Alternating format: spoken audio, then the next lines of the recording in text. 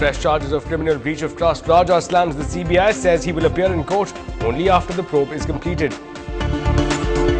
Even as Pranab-Da and Chidambaram mend fences, activist Kiran Bedi turns on the heat, says the Supreme Court and the JPC are still watching. It may be closed for them, but it's certainly open before the JPC and it's certainly open before the Supreme Court. So you will hear much more about it from these two levels. Crores of rupees unleashed in the government's freebie schemes, but for Chati victims have to make do with a paltry compensation of 15,000 rupees. A big relief for CM Jayalalitha. The Madras High Court quashes all proceedings against Amma in the 2 crore birthday gift case. After taking on the land grab offensive against party colleagues, their arrests, and now the local body polls, DMK Treasurer Stalin now combats the flu. Reaching out to voters haunts smaller candidates, independents miffed with greater challenges of Greater Chennai. You see, we doesn't have much contact with other area. Now we have to build up the contact with other area, which is now added to our area now. Krish Srikanth confesses on NDTV Hindu that injuries have left the selectors without options, but backs the case for younger players. Caribbean all-rounder Bravo spills the beans on CSK's success mantra. In the history of Chennai team, they normally start off slow and then build up as the tournament progress. So hopefully this is, that win is a sign of the good things to come. Good evening, you're watching Late Night News with me, Ashmit. Let's take a look at the top national updates. Delhi police files a second charge sheet in the cash rewards case. The speaker denies permission to prosecute BJP MP Argal. A day after CBI said that it's probing Anil Ambani in the 2G scam, his company's stocks take a hit. A setback for tax evader Hassan Ali. The Supreme Court cancels his bail given by the Bombay High Court in a money laundering case. Following the fallout between the US and Pakistan over Mike Mullen's statement, Chidambaram says India always knew of ISI's links with the terrorist groups.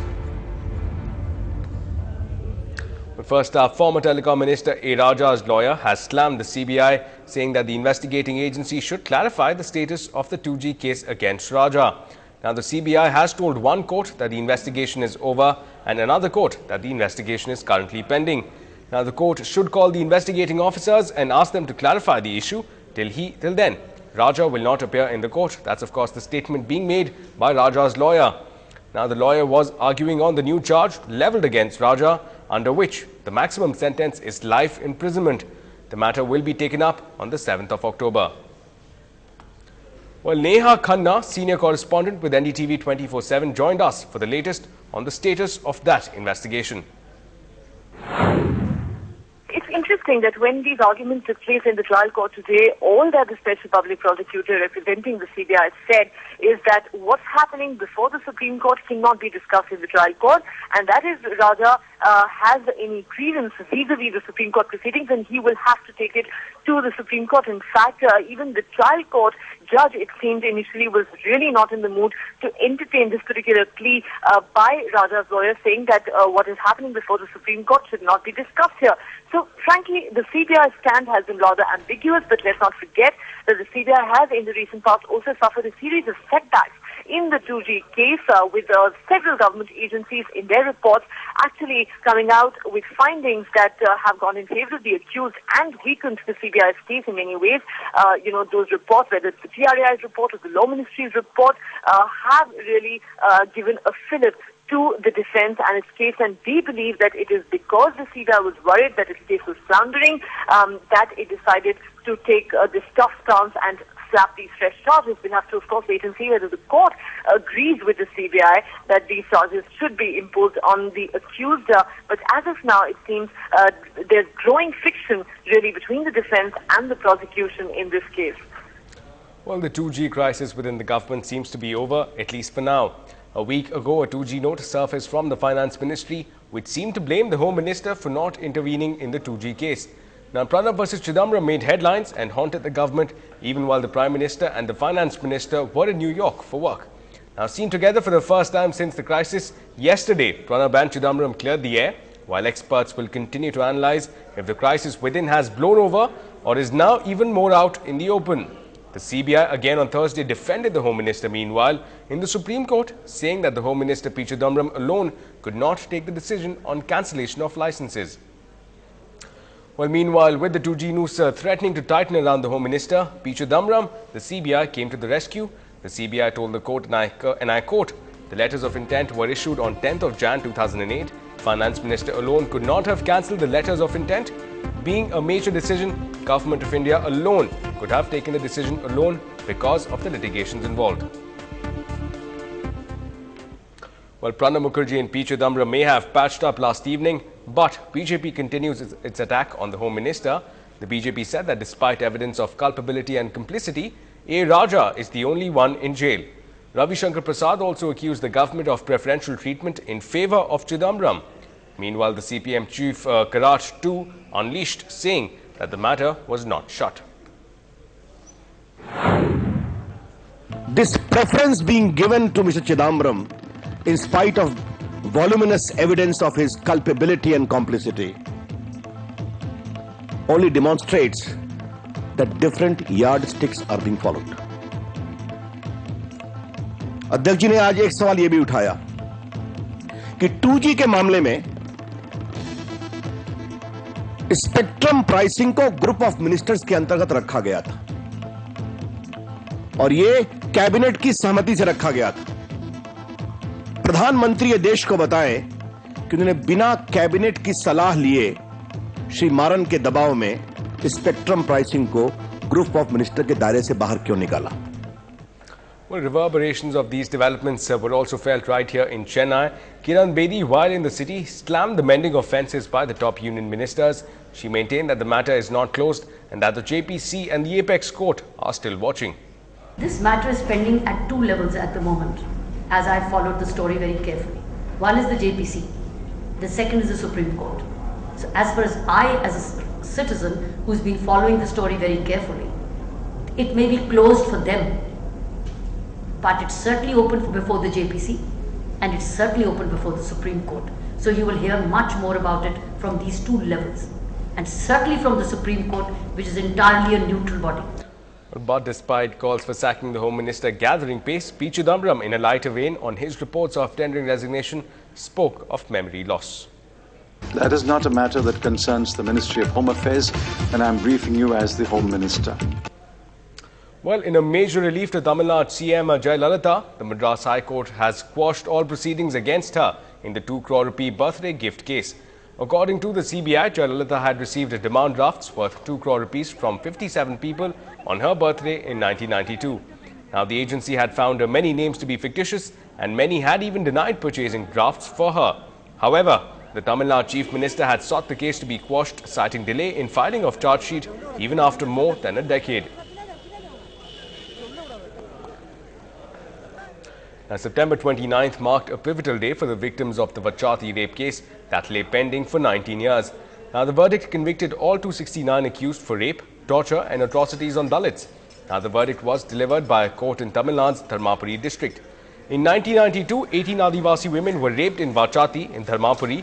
More than 100 Dalits were tortured and abused during a search for smuggled sandalwood. Well, in what came as a sigh of relief for the victims who suffered at the hands of the convicted but also had a 19-year-long wait to get justice.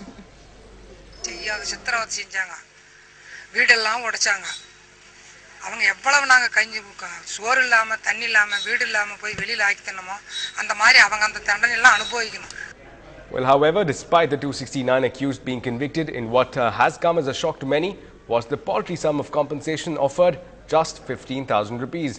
Now, rights activists are believed to be making comparisons with crores in the freebie scheme as opposed to only a few thousand for the justice delayed by over 19 years. Now, meanwhile, looking to milk these sentiments, the DMK yesterday offered an additional compensation of 15,000 rupees each to 18 women who were sexually assaulted. The compensation would be given on behalf of the DMK Trust and the money would be handed over to the victims within a couple of days. Well, meanwhile, staying with the DMK chief, he reiterated his earlier remarks about commuting of death sentence for the 3 convicts in the Rajiv Gandhi assassination case. This evening, he said that Tamil Nadu government should pass the cabinet resolution to save 3 death convicts. He also added that the centre should save them if Tamil Nadu government follows due procedure. He went on to add that death convicts in Rajiv Gandhi assassination case have been in jail for 20 long years. In more reports from the DMK camp, it appears that struggle against the land grab offensive and the large-scale arrests is the beginning to take a toll. Now, the DMK treasurer Stalin is reported to have succumbed to flu virus. He has been hospitalized in the city's Apollo hospital. Well, the expansion of Chennai Corporation turf has taken centre stage in lieu of the upcoming local body polls. While this is considered a big step for the development of the city, many candidates view the expansion as a setback to their goal of setting foot into the administration of Chennai Corporation. Krishnamurthy tells us why. Sridharan is contesting as an independent candidate from T Nagar for the post of councillor. This is his way of being the change he wanted to see after the previous administration didn't quite live up to his expectation. Mainly, I am going to concentrate on civic issues. We are having a lot of problems with respect to garbage, drainage, a lot of streets water is not coming properly. And last 20 years, people, they have said they have been electing these political parties and they are not getting proper results and they are also not approachable. But Sridharan is worried about the hiccups he faces to realize his dream of becoming a councillor. With the expansion of the Chennai Corporation limits, many areas previously under different zones have conglomerated into a single ward. Candidates are miffed with the expanded limits as they now have to build a rapport with voters who hardly recognize them. They feel this will virtually eat into their vote bank. You see, we doesn't have much contact with other area. Now we have to build up the contact with other area, which is now added to our area now. And 2 weeks time election is over. So to canvass in all these things, practical difficulties are there. Many mayoral candidates feel hamstrung by the limited time to campaign. They argue while assembly elections provided a month's time to campaign in a particular constituency, campaigning in the entire city in less than 20 days is virtually an impossible task. கேட்டாலும் முடியாது இல்லையா முடிவு செய்யப்பட்டனால அதுக்குட்பட்டு நம்மளுடைய பிரச்சார வேகமா ஓய்வின்றி நம்ம செய்ய வேண்டியதுதான். Many candidates are trying to woo as many voters as possible in a limited time available to them. With this election throwing up numerous challenges to candidates, looks like the road to Chennai Corporation will be a hard-fought battle. In Chennai, this is Krishnamurthy for NDTV Hindu. Well, on to some news now from Trichy. Police have seized unaccounted gold weighing about 5.5 kgs from employees of a private jewellery store in Trichy. Now, police sources claim that the suspects were nabbed during a routine check of vehicles coming in from Coimbatore. One such vehicle was halted and further interrogations revealed that their illegal purchase of the gold bars from the mother shop in Coimbatore. Now, police have seized the getaway vehicle and have asked the accused to produce relevant documentation to secure their release. Meanwhile, the retrieved gold bars have been handed over to the Income Tax Department. Security, meanwhile, has been beefed up in and around Trichy area to ensure that no untoward action takes place ahead of the civic body polls. Well, after nominations, it's now campaigning ahead of the big day of voting. DMK chief M. Karunanidhi will campaign from October 10th for the party candidate and former Minister K.N. Nehru contesting in the by-election in Trichy scheduled for October 13th. Now, following suit, former Deputy Chief Minister and DMK Treasurer M.K. Stalin will be then campaigning for 4 days from October 8th to October 11th. Now, DMK's star campaigners actor Khushbu will also be campaigning for Mr. Nehru on 5th and the 6th of October, while actor Vaigai Chandrasekhar will be campaigning from October 3rd to October 4th. Now, popular comedian Vadivel, who had extensively campaigned for the DMK in the assembly polls and burnt his fingers, is conspicuous by his absence in this upcoming campaign. Well, up ahead now, as the stir for the state of Telangana enters the 18th day, commuters lament after basic infrastructure takes a hit. More updates on the other side.